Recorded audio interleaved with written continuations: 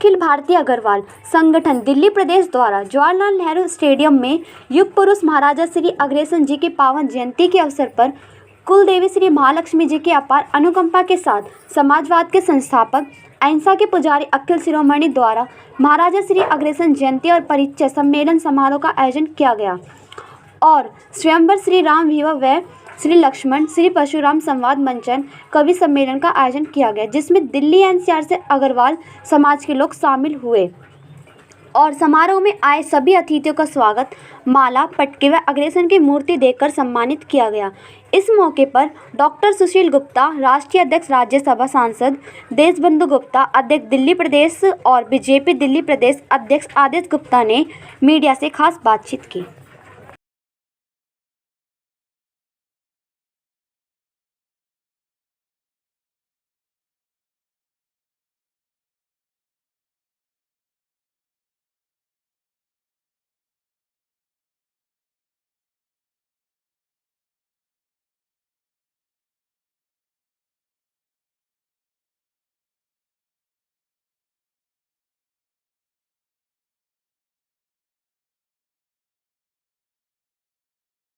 मैं अग्रवाल संगठन दिल्ली प्रदेश को बहुत बधाई देता हूं कि वो समाज के लोगों को एकजुट करने के लिए काम कर रहे हैं, समाज के उत्थान के लिए काम कर रहे हैं और आज पूरे देश के अंदर और पूरे विश्व में अग्रवाल समाज ने भारत की संस्कृति को, भारत की धर्म को बढ़ाने का काम किया है। उन्होंने न सिर्फ व्यवसाय में ही नहीं बल्कि देश के अंदर तरक्की हो, धार्मिक रूप से, सांस्कृतिक रूप से बढ़ोतरी हो, उसके लिए काम किया है। इसके लिए मैं सभी को बधाई देता हूं।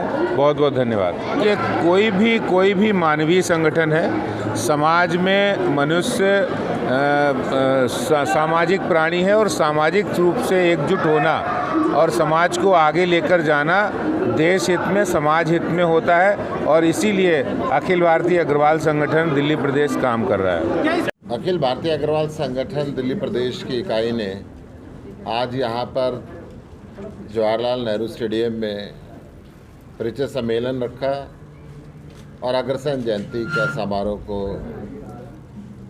मनाया। परिचय सम्मेलन आज के युग के अंदर बहुत सामाजिक सुविधा है, क्योंकि शादी की उम्र बढ़ती जा रही है। योग्य वर या वधू चाहने वाले परिवारों को एकाकी परिवार के कारण, छोटे परिवार होने के कारण, मेट्रोपॉलिटन कल्चर होने के कारण एक दूसरे से परिचय नहीं हो पाता है और ऐसे समारोह के अंदर जब एक दूसरे से मिलते हैं तो सबसे बड़ी जो सामाजिक ज़रूरत है विवाह की, एक ऐसे जीवन साथी की जिसके साथ चलते हुए खुशी से आदमी अपने जीवन को व्यतीत कर सके, वो ज़रूरत पूरी होती है।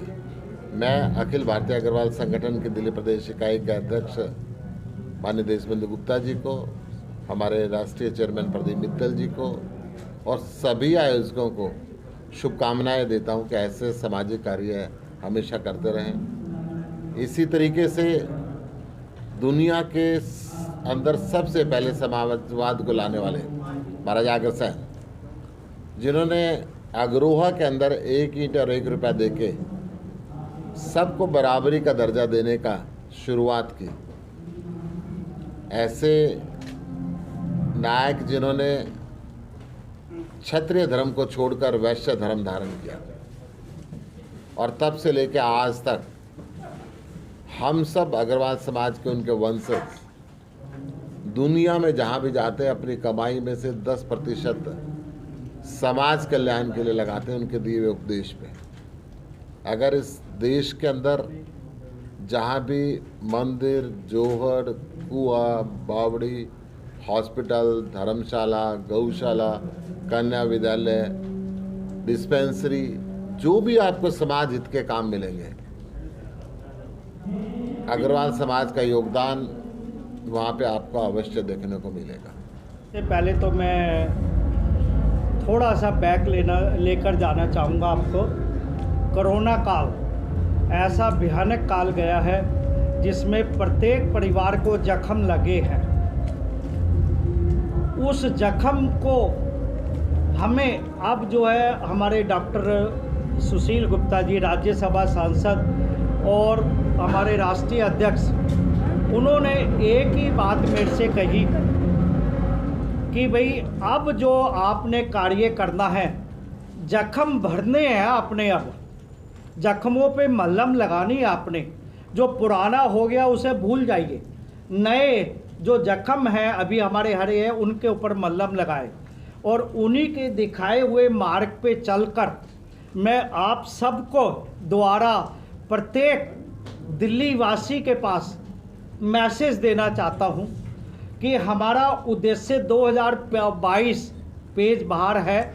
अगर आप वो उसको देखेंगे, पढ़ेंगे, सारी योजनाएं हैं, उसमें से प्रत्येक योजना प्रत्येक वर्ग के लिए है। अभी मेरे मित्र भाई ने क्वेश्चन पूछा कि एक ही वर्ग को बढ़ावा मिलता, ये बिल्कुल गलत है। अग्रवाल समाज नाम जरूर अपना रखना चाहता है, लेकिन कार्य प्रत्येक वर्ग के लिए करता है। उसमें से एक वर्ग, कितने जनों की नौकरी चली गई, कितने का नौकरी करने वाला चला गया, आज उनके सामने रोजी रोटी की समस्या है। संगठन ने, दिल्ली प्रदेश ने उद्देश्य बनाया कि हम ऐसे 100 परिवारों की मदद करेंगे। और मदद कैसे? उनको 1 लाख रुपए तक का वित्तीय सहायता देकर, वित्तीय सहायता भी उनको सामान देकर उनकी दुकान खुलवाना, उनकी रोजी रोटी का साधन बनाना। आज उस उद्देश्य में 22 दुकानें खुल चुकी हैं। इसके अलावा योग टीचर, देखिए ऐसा कोई भी आप, आज हम किसी को खाना खिला देते हैं, खाना खाने के बाद वो कल को फिर खाने की समस्या उसके सामने, तो ऐसा क्यों ना कार्य किया जाए जिससे उसकी ये समस्या ही खत्म हो जाए। ऐसे में 100 योग टीचर बनाने का प्रावधान चालू हुआ।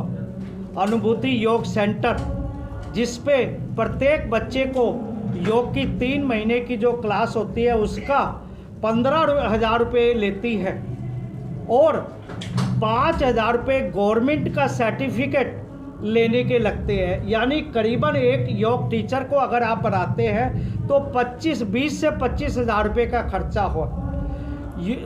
संगठन की प्रत्येक योजना पूरी फ्री है, नॉट रिफंडेबल। चाहे दुकान खोली, योग सेंटर में आज हमारे 29 बच्चों का एग्ज़ाम हुआ, जिसमें 28 बच्चों ने एग्ज़ाम दिया, 27 बच्चे योग टीचर बन गए हैं।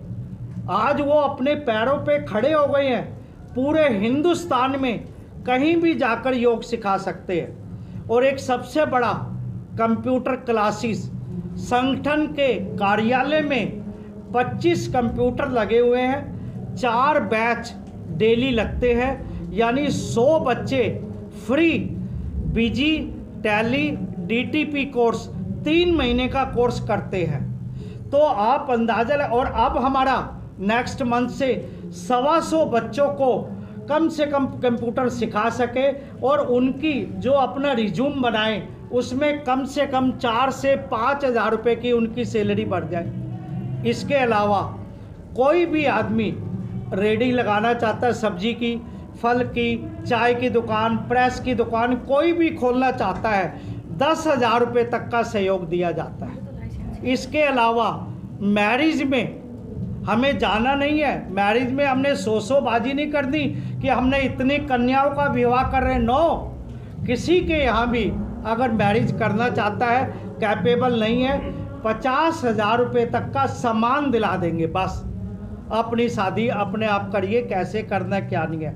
एक यूपीएससी एग्ज़ाम की कितनी कठिन समस्या है उसको पास करने की, और जो कोचिंग करते हैं उसमें और तकलीफ़ है, तो उस कोचिंग के लिए 50,000 रुपये तक का सहयोग दिया जाता है।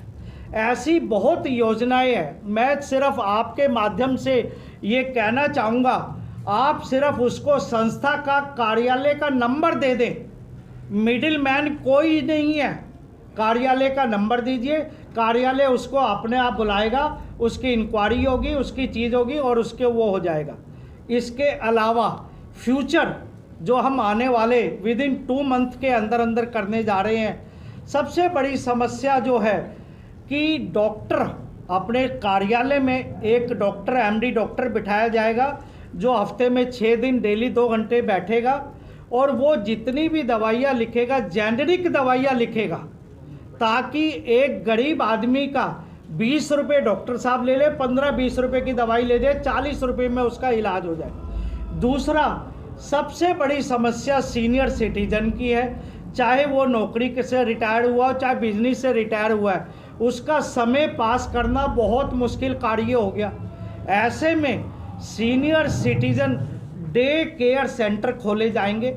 महीने में एक डॉक्टर आएगा जो उनकी चेकिंग करेगा, महीने में एक कवि सम्मेलन कराया जाएगा, महीने में वहाँ आकर डेली 2 शिफ्ट होगी, वहाँ आकर वो सांप सीढ़ी, लूडो, कैरम बोर्ड ऐसी गेम, ताकि उनका मन लग सके, उनको भी ये लगे कि भाई हमारा टाइम पास हो रहा है। ये हमारी भविष्य की सारी योजनाएं हैं, लेकिन ये योजना हमारे डॉक्टर सुशील गुप्ता जी के द्वारा दी गई योजना पेज के द्वारा दी जाती है, उसको हम अमल करते हैं।